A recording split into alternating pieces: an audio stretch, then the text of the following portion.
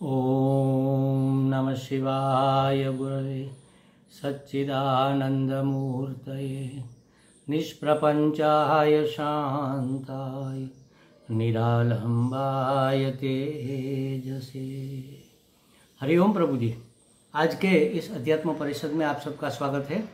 अपरोक्षानुभूति 16वां श्लोक चल रहा है। पहले पाठ करेंगे मंगलाचरण और 12 से 16 श्लोक का, फिर इसको समझने का प्रयत्न करेंगे। ओम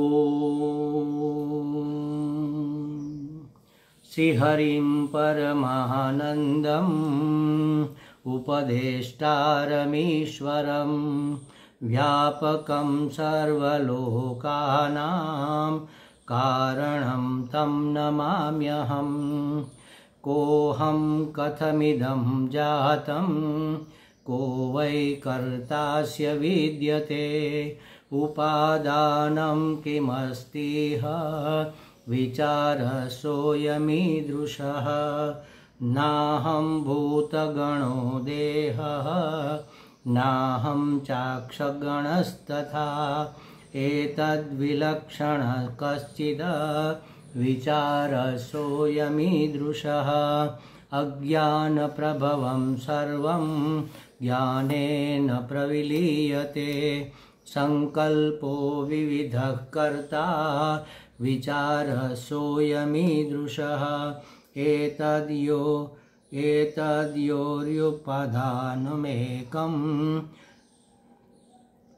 एतद्योरमुपादानम् एकं सूक्ष्मं सदव्ययं यथैव मृद्घटादीनां विचारसोऽयमीदृशः। अहमेकोऽपि सूक्ष्मश्च ज्ञाता साक्षी सदव्ययः तदहं नात्र संदेहः विचारसोऽयमीदृशः। क्या कहा कि आत्म तत्व को प्राप्त करने के लिए, ब्रह्म को प्राप्त होने के लिए विचार करना चाहिए। लेकिन कैसा विचार करना चाहिए? विवेक पूर्वक। पहले विवेक हो, आगे आगे विवेक चले और पीछे पीछे विचार चले, तो विवेक पूर्वक या विवेक युक्त विचार हमें करना चाहिए। देखो, हम कोई भी बात सोचते हैं, करते हैं, बोलते हैं, तब हमारा विवेक कहाँ रहता है ये हमें पता ही नहीं रहता। ऐसे हम नींद में सोए सोए जिंदा रहते हैं, जीते हैं और मर जाते हैं। कभी विवेक का हमने उपयोग, विवेक माने विवेक बुद्धि का उपयोग नहीं किया। हम कोई भी बात बोल जाते हैं, बाद में विवेक कभी कभार होता है। किसी अच्छे शुद्ध हृदय वाले लोगों का, माने थोड़ा बहुत सात्विक लोग जो है, जिसको हम सज्जन कहते हैं, ऐसे लोग भी पहले कुछ बोल जाते, फिर सोचते करे हमने तो ये गलत बोल दिया, हमें ऐसा नहीं करना चाहिए था, फिर क्षमा मांग ली जाती है। ये सब होता है, लोग लिपापोती। लेकिन पीछे विवेक चलता है। कार्य करने के बाद, कार्य हो जाने के बाद कुछ कर दिया और फिर बाद में सोचा, तो वास्तव में तो ये निकृष्ट अवस्था है। विवेक पीछे नहीं होना चाहिए। पीछे होता है तो भी बिल्कुल विवेक ना हो, उससे तो अच्छा है कि बाद में भी तो हम सोचते हैं। कभी कभी बाद में सोचते हैं तो कभी ऐसा भी वक्त आएगा कि करते वक्त सोचने लग जाए। तो विवेक, जब कोई कार्य कर रहे हैं तब साथ साथ में ये सोचते भी जाते हैं कि ना ये ठीक हो रहा है कि नहीं हो रहा है, या तो हम ये ठीक कर रहे हैं कि नहीं कर रहे हैं, या तो हम ये जो बोल रहे हैं ये ठीक बोल रहे हैं कि नहीं बोल रहे हैं। तो ये हुआ विवेक युक्त वर्तन, विवेक युक्त, विवेक के साथ। और एक होता है परमार्थ मार्ग में विवेक पूर्वक, माने पहले विवेक चले, उसके पीछे पीछे हमारा कोई भी व्यवहार चले, कोई भी कार्य, चाहे वाणी का हो, चाहे कुछ करने का हो, कहीं आने जाने का हो, जो भी हो, हमारा व्यवहार कुछ भी हो, उससे पहले विवेक देख ले, वहाँ पर जांच ले कि रास्ता साफ है कि नहीं है, माने ये करना चाहिए कि नहीं करना चाहिए। तो विवेक पूर्वक व्यवहार पारमार्थिक साधक का होता है। विवेक युक्त व्यवहार सामान्य साधक का होता है और करने के बाद विवेक भी सज्जनों का होता है। और विवेक ही न हो ये तो बिल्कुल ही निकृष्ट व्यक्तित्व है, पशु योनि कह सकते हैं। मनुष्य शरीर में रहते हुए भी पशुवत जो जीवन जीते हैं उसके जीवन में विवेक कभी आता ही नहीं, वो विवेक कभी करते ही नहीं। थोड़े सज्जन लोग हैं, सामान्य गृहस्थी, वो कुछ करने के बाद विवेक करते, अरे ऐसा नहीं किया होता तो अच्छा होता। इसीलिए देखो, हम ज़्यादातर गृहस्थाश्रम में जब होते हैं, कोई भी साधक जब नहीं होता, सामान्य गृहस्थ होते हैं, तब हमें 3 चीज़ों का प्रॉब्लम रहता है, समस्या रहती है। एक तो भूतकाल के अफसोस रहते हैं, अरे हमने ऐसा क्यों कर दिया, माने करने के बाद विवेक जगा तो व्यवहार से पीछे चल रहा है विवेक, अरे हमने ऐसा क्यों कर दिया, अरे हमने ऐसा क्यों नहीं किया, अरे ऐसा करते तो अच्छा था, अरे ऐसा नहीं करते तो अच्छा था, यहाँ आते जाते मिलते तो अच्छा था, वहाँ नहीं आते जाते मिलते करते तो अच्छा था। ये भूतकाल के अफसोस, ये बाद में चलने वाले विवेक की निशानी है। फिर भविष्य की चिंता होती है, आगे क्या होगा, हमारा क्या होगा, भविष्य की चिंता, ये सामान्य व्यक्ति की बातें हो रही। और वर्तमान की आसक्ति होती है कि ये कहीं हमसे छूट न जाए, कहीं हम कटपिट न जाए, इसका भय रहता है भविष्य का। और वर्तमान की चिंता रहती है कि जो मिला है वह मिला रहे। तो ये सामान्य जन बाद में विवेक करते हैं। साधक, सामान्य साधक होता है, वह कुछ भी करते हुए विवेक करता जाता है, कभी थोड़ा आगे कभी थोड़ा पीछे, कभी थोड़ा आगे कभी साथ साथ, ऐसा उसका चलता है। तो विवेक युक्त उसका व्यवहार होता रहता है। लेकिन जो आगे बढ़े हुए साधक है, परमार्थ मार्ग पर चल पड़े जो, वह विवेक पूर्वक अपना व्यवहार करते हैं। पूर्वक माने पहले, विवेक पहले फिर व्यवहार। तो ऐसा विवेक पूर्वक विचार करना चाहिए हमें। अगर परम को प्राप्त होना है तो क्या विचार करना चाहिए? विवेक पूर्वक करना चाहिए। लेकिन क्या विचार करें, उसका स्वरूप क्या होना चाहिए, किस किस वस्तु का विवेक किया जाए और कैसे किया जाए। तो 12वें श्लोक में हमने देखा, को हम, मैं कौन हूँ, कथमिदम जातम, ये सब कैसे उत्पन्न हुआ है, माने कहाँ से या कैसे से कह लो। को वै कर्तास्य विद्यते, इसका कर्ता कौन है। और उपादानम किमस्ति, और इसका उपादान किस मटेरियल से यह बना हुआ है। इसका अधिष्ठान माने क्या है, इसका आधार क्या है। उपादान, अधिष्ठान कह लो, आधार कह लो, मूल मसाला कह लो, ये क्या है।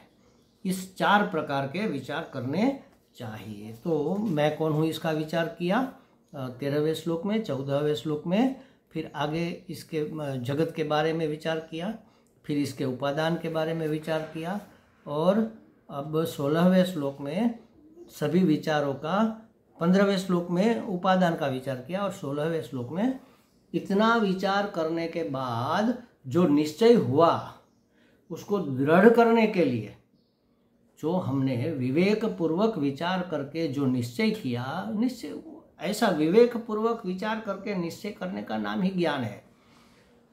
अज्ञान का निवृत्त हो जाना और वास्तविकता, यथार्थ वस्तु का प्रकाशित हो जाना ही ज्ञान है। तो अब क्या बातें तय हुई जिसको हमें दृढ़ रखना है, दृढ़ करना है, ये बातें 16वें श्लोक में कही गई है। क्या कहा? अहम एक, मैं एक हूँ। कैसा एक? अद्वितीय एक, अद्वितीय एक, एको हम अद्वितीय, मैं जिसमें कोई दूसरा हो नहीं सकता, दूसरा है नहीं और दूसरा था नहीं, दूसरा था नहीं, दूसरा कोई है नहीं, दूसरा कभी उसमें से हो नहीं सकता। जैसे मैं कहूँ कि एक व्यक्ति आई हमारे पास, तो इसका मतलब ये भी हो सकता है कि कभी दूसरी व्यक्ति भी आ सकती है, 2 भी आ सकते हैं। तो ये ऐसा एक है जिसमें कभी 2 हो नहीं सकते, जिसमें द्वैत ही न हो, उसको कहते हैं अद्वितीय। तो एको हम का मतलब है मैं अद्वितीय एक हूँ, एकमेवा द्वितीयम, अद्वितीय एक हूँ। और क्या कहा, सूक्ष्मश्च, मैं सूक्ष्म हूँ। सूक्ष्म माने जो स्थूल होता है ना उसकी मर्यादा होती है, सूक्ष्म अमर्याद होता है, असीम होता है। तो यहाँ सूक्ष्म कहने का मतलब है मैं महान हूँ, असीम हूँ, अनंत हूँ, मैं अनंत हूँ। सूक्ष्म विस्तरता जाता है, जैसे जैसे सूक्ष्म होता जाता है उसका विस्तार बढ़ता जाता है। यहाँ कोई अपेक्षा से नहीं कहा, निरपेक्ष सूक्ष्म की बात कही है, माने कि मैं अनंत हूँ। अनंत हूँ जिसका कोई अंत नहीं है, तो आदि भी नहीं होगा, तो मैं आदि अनादि दोनों रूप से सूक्ष्म हूँ, अनंत हूँ। च और ज्ञाता हूँ, मैं हर एक घटना, व्यक्ति, वस्तु, पदार्थ, परिस्थिति का ज्ञाता दृष्टा हूँ। उसको जानता हूँ, उसको देखता हूँ, उसको जानता हूँ, उसको देखता हूँ। और ऐसा होता है उसको क्या कहते हैं, साक्षी कहते हैं। तो आगे कहा मैं साक्षी हूँ।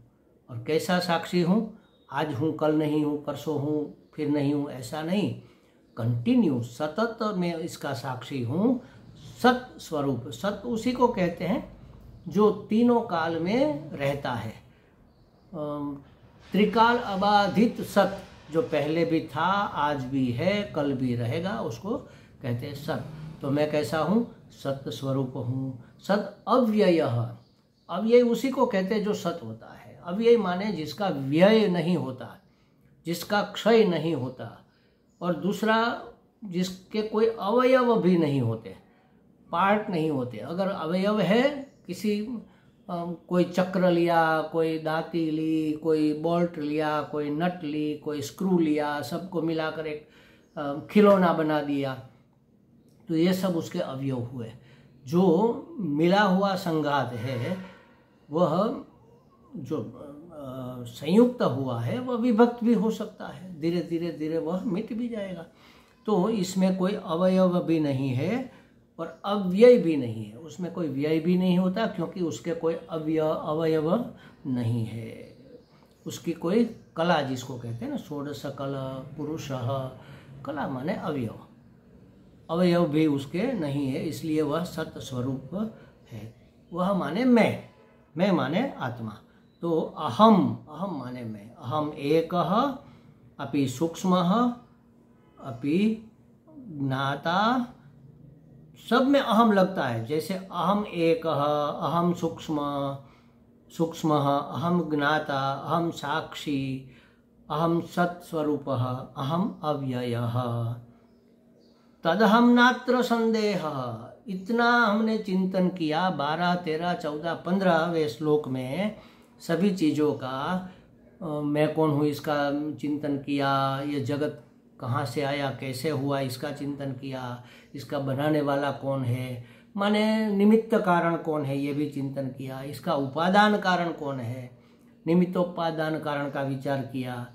अब हमें तत्र हम नास्त संदेह, अब उसमें हमें कोई संदेह नहीं है। ऐसा विचार करके हमने जो कंक्लूजन निकाला, सार निकाला, वह क्या है, अहम एकः, मैं एक हूँ, अहम सूक्ष्मः, मैं सूक्ष्म हूँ, अहम ज्ञाताः, मैं ज्ञाता हूँ, अहम साक्षी, मैं साक्षी हूँ, अहम सत स्वरूपः, अहम अव्ययः, तत्र उसमें, तत्र अहम नात्र संदेह, उसमें मुझे अब कोई संदेह नहीं है, कोई संशय नहीं है, ये निश्चित ज्ञान है। विचार सोयमीदृशः, इस प्रकार से दृढ़ता के लिए किया गया विचार भी यहाँ पर विचार कहा जाता है।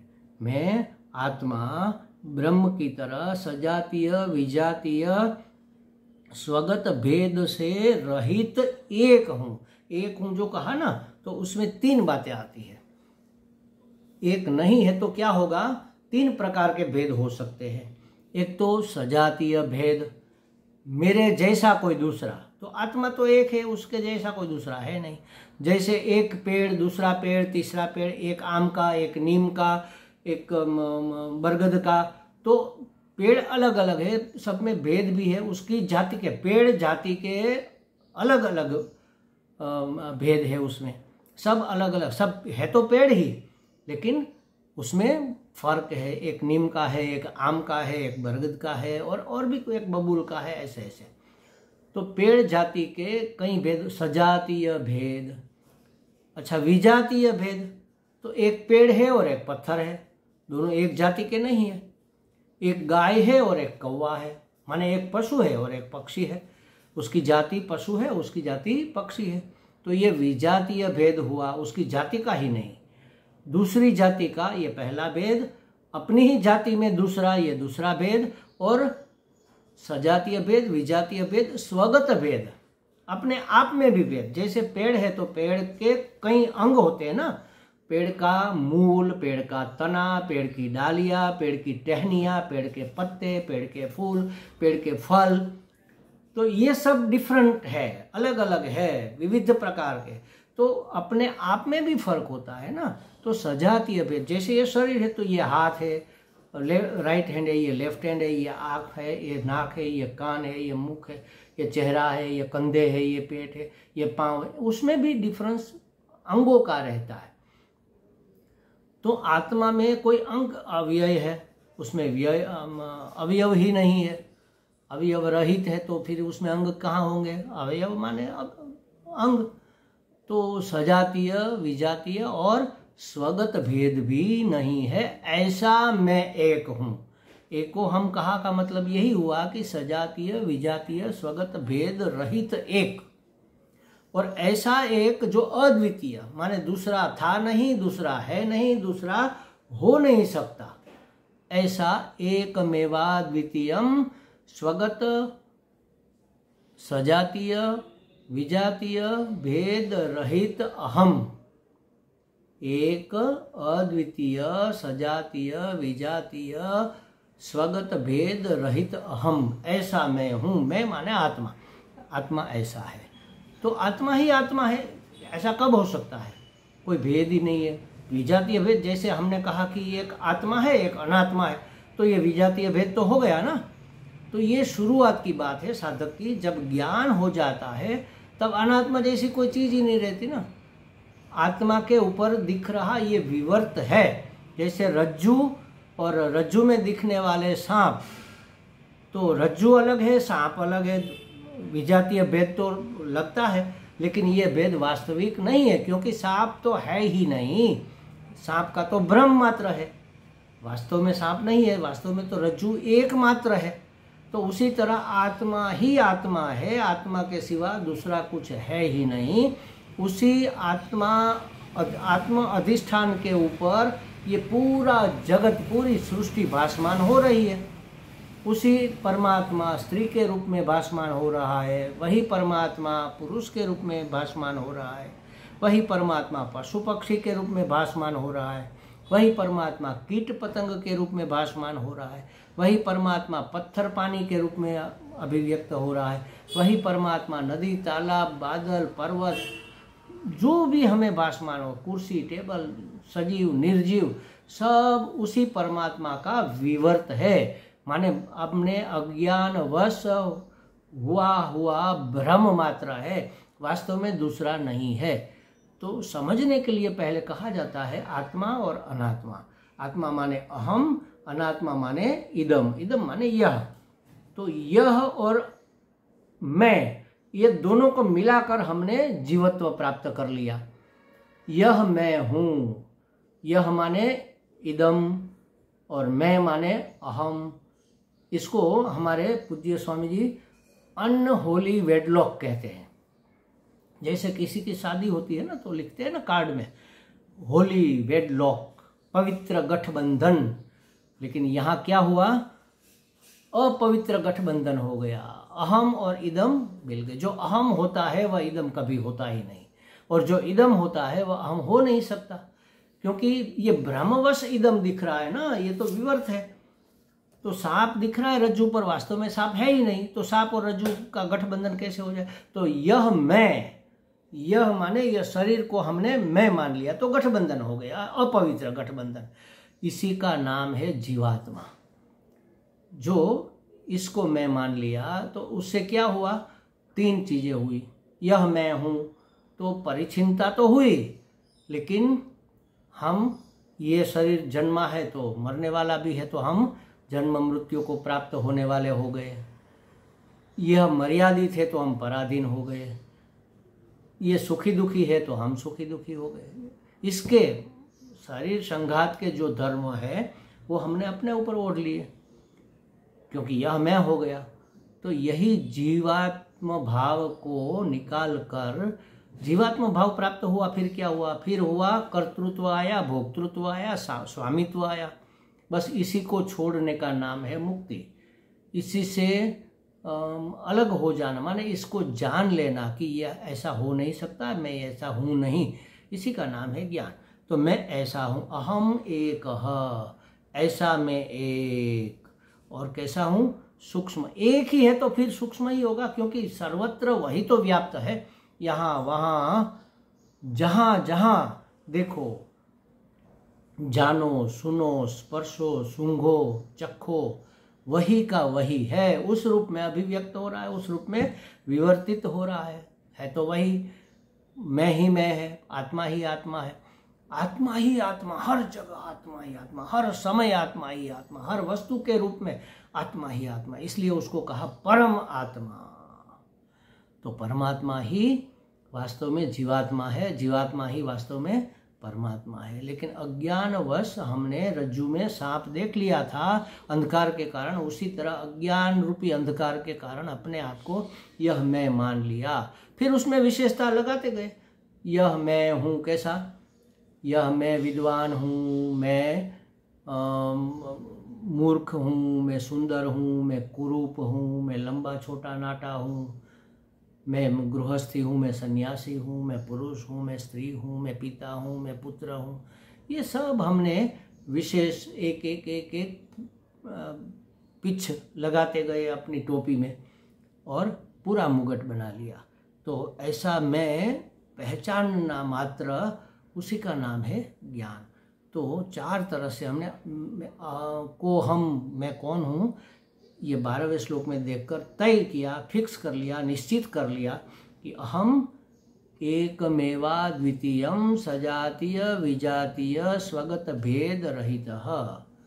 मैं एक और अद्वितीय। अद्वितीय का मतलब है दूसरा हो नहीं सकता, था नहीं, होगा नहीं, इसका नाम है अद्वितीय। मैं ऐसा अद्वितीय एक हूँ जिसमें कोई भेद नहीं है, कोई दूसरा नहीं है, ऐसा मैं हूँ। और ऐसा अगर मैं हूँ तो सब जगह मैं ही मैं हूँ, और सब जगह सब समय सब वस्तु में मैं ही मैं हूँ। तो वह सूक्ष्म होना चाहिए। स्थूल वस्तु, ये रुमाल है, सब जगह कैसे हो सकता है, स्थूल है, ये सब जगह नहीं हो सकता। हवा है, सूक्ष्म है, व्याप्त है, तो हर जगह होती है। उससे भी सूक्ष्म आकाश है, तो आकाश तो उससे भी सूक्ष्म है। माने 5 महाभूतों में सबसे सूक्ष्म देखो, पृथ्वी स्थूल है, पृथ्वी से थोड़ा सूक्ष्म जल है जिसमें से पृथ्वी निकली, जल से सूक्ष्म अग्नि है जिसमें से जल निकला, अग्नि से सूक्ष्म वायु है जिसमें से अग्नि प्रकट हुई, वायु से सूक्ष्म आकाश है। तो आकाश में ही तो सब चीजें रहती हैं। लेकिन आकाश किस में से निकला, माने आकाश से भी सूक्ष्म क्या है, तस्मात् आत्मन आकाश संभूतः। आकाश आत्मा से अभिव्यक्त हुआ, माने आत्मा आकाश के रूप में अभिव्यक्त हुआ। तो आत्मा सबसे सूक्ष्म है, हर जगह व्याप्त होता है, उसी को सूक्ष्म कहते हैं। तो अहम एकः सूक्ष्मः ज्ञाता, सबको जानने वाला। सर्वज्ञ कब होगा, सब जगह होगा, सब समय होगा, सब रूप में होगा, तभी तो सबको जानेगा। हम अपने आप को इतने परिच्छिन्न मर्यादित मानते हैं, तो इस दीवार के पीछे क्या हो रहा है हमें नहीं पता, हमें ज्ञान नहीं है। आपके मन में क्या चल रहा है, आप कहाँ से हमें सुन रहे हैं, कहाँ से हमें देख रहे हैं, इसका हमें कोई ज्ञान नहीं है, तो हमें अज्ञान है। लेकिन अगर हम आत्मा है तो हम कहाँ नहीं है। मिट्टी को अगर जान लिया जाए तो मिट्टी से बने हुए हर एक घड़े को जान लिया हमने, मिट्टी से बने हुए हर एक कुंडे को जान लिया, गमले को जान लिया, कुड़िया जिसको दीपक कहते हैं उसको जान लिया, ढक्कन घड़े के ऊपर ढकने का जो माटी का आता है उसको जान लिया। सब मिट्टी के बने हुए सब बर्तन जानने में आ गए एक मिट्टी को जान लेने से, क्योंकि मिट्टी हर एक में व्याप्त है। तो ब्रह्म या परमात्मा या आत्मा या मैं सब जगह, सब समय, सब वस्तु में व्याप्त हूं। तो सब मैं ही हूं, तो सबका ज्ञान भी मुझे, तो मैं ज्ञाता हूं, माने ज्ञाता दृष्टा हूं। जो हो रहा है वो तो विवर्त रूप में इस जगत का संपूर्ण व्यवहार हो रहा है, इसका मैं जानने वाला मात्र हूं, ज्ञाता दृष्टा हूं। तो साक्षी इसको कहते हैं। तो मैं साक्षी हूं। साक्षी क्या करता है? कुछ करता नहीं है, बस देखता रहता है, जानता रहता है, तटस्थ रहता है। जैसे किनारे पर खड़े हैं तो किनारे नदी में सब बहा जा रहा है, पानी जा रहा है, फूल जा रहे हैं, नारियल किसी ने डाला वो जा रहा है, किसी ने कागज डाला वो जा रहा है, किसी ने लकड़ा डाला वो, कोयला डाला वो, किसी ने सब डाल दिया, मरा हुआ कुत्ता डाल दिया, सब बह के जा रहा है। हम किनारे पर खड़े देखते हैं, हमें कुछ स्पर्श नहीं करता। बस उसी तरह जो देखता रहता है, जानता रहता है, मात्र जानता है और देखता है, तो ज्ञाता दृष्टा बने रहता है, वह साक्षी आत्मा मैं हूँ। न करता है कुछ, न कुछ कराता है, उसकी सन्निधि में सब हो रहा है। जैसे सूर्य उगता है तो सब प्रवृत्ति हो जाती है। सूर्य किसी को कहता नहीं फूलों को कि भाई तुम खिल जाओ, पंछियों को कहता नहीं कि बस अब उठ जाओ, मनुष्य को कहता नहीं, पशुओं को कहता नहीं कि भाई जाग जाओ, अपने काम धंधे पर चले जाओ, सुबह हो गई। लेकिन जैसे ही सूर्य निकलता है सब एक्टिव हो जाता है, बस उसकी सन्निधि मात्र से ये सब चलता है, उसको कहते हैं साक्षी। इसके विषय में और भी बहुत चर्चा करनी बाकी है, वो हम बाद में करेंगे। ओम पूर्णमदः पूर्णमिदं पूर्णात् पूर्णमुदच्यते पूर्णस्य पूर्णमादाय पूर्णमेवावशिष्यते। ओम शांति शांति शांति। हरि ओम। श्री गुरुभ्यो नमः। हरि ओम।